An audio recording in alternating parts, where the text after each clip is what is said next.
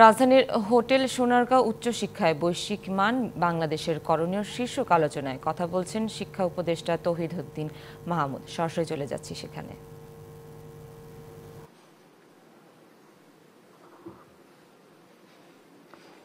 এই বিষয়গুলো আমার নজরে এসেছে।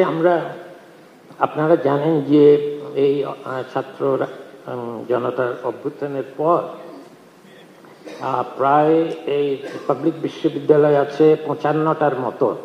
এগুলোর প্রায় সবগুলোই অভিভাবকহীন হয়ে পড়েছিল। এদের উপাচার্য বা সহ উপাচার্য, কোষাধ্যক্ষ কাউকেই আর খুঁজে পাওয়া যাচ্ছিল না। তা থেকেও তো বোঝা যায় কি রকমের রাজনৈতিক দলীয় কারণ হয়েছে, যাতে একটা রাজনৈতিক পট পরিবর্তনের পর সবাইকে চলে যেতে হয়েছে। এবং এরপর যখন এই সবগুলো বিশ্ববিদ্যালয়ে এই পদগুলোতে এই পদায়ন করার প্রশ্ন উঠল এবং আমরা সেই পদায়ন করেছি, তখন অনেক অনেক প্রতিবেদক পত্রপত্রিকায় 25 বছরের ওয়ারেন্টিযুক্ত দীর্ঘস্থায়ী দরজা প্রোটেক্টর, আধুনিক ও মজবুত দরজা।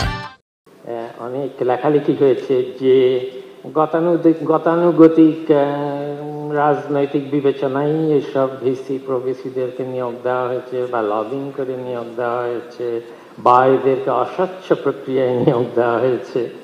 কিন্তু কখনো এটা যারা এসব প্রতিবেদক তারা লক্ষ্য করেননি যে যেই শিক্ষক যারা এসব পদে এখন গিয়েছেন, যারা এই পদগুলোতে এখন এই 55টা বিশ্ববিদ্যালয়ের ভিসি বা প্রভিসি গেছেন, তাদের যদি আন্তর্জাতিক মানের গবেষণা যা করেছেন তাদের সেগুলোর উদ্ধৃতি 5,000 থেকে 10,000 পর্যন্ত হয়, তাহলে তারা কখন সক্রিয় রাজনীতি করার সময় পাবেন এটা তো কেউ ভেবে দেখেনি।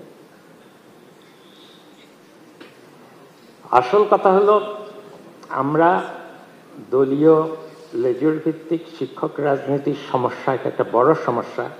এই সমস্যা নিয়ে সারাক্ষণ ভাবতে গিয়ে লিখতে গিয়ে আমাদের শিক্ষকদের মধ্যে যে উচ্চমানের গবেষণা অর্জনের যে বিষয়, সেটা ঢাকা পড়ে গেছে, সেটা আমরা খুঁজেও দেখি না।